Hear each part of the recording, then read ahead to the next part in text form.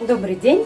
Сегодня я предлагаю вам приготовить литовское национальное блюдо грибосупас.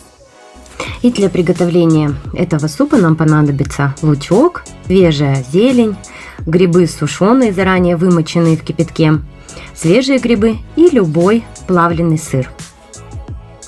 Лук мы нарезаем, выкладываем на дно кастрюли с толстым дном. Нарезаем наши вымоченные сушеные грибы, выкладываем их туда же к луку, немножечко поджариваем, все это тщательно перемешиваем. Дальше добавляем воду, либо куриный бульон и оставляем все это готовиться минут 20-25. Пока наш суп готовится, мы с вами нарезаем свежие грибы. Даем нашему супу остыть и затем все перемалываем блендером.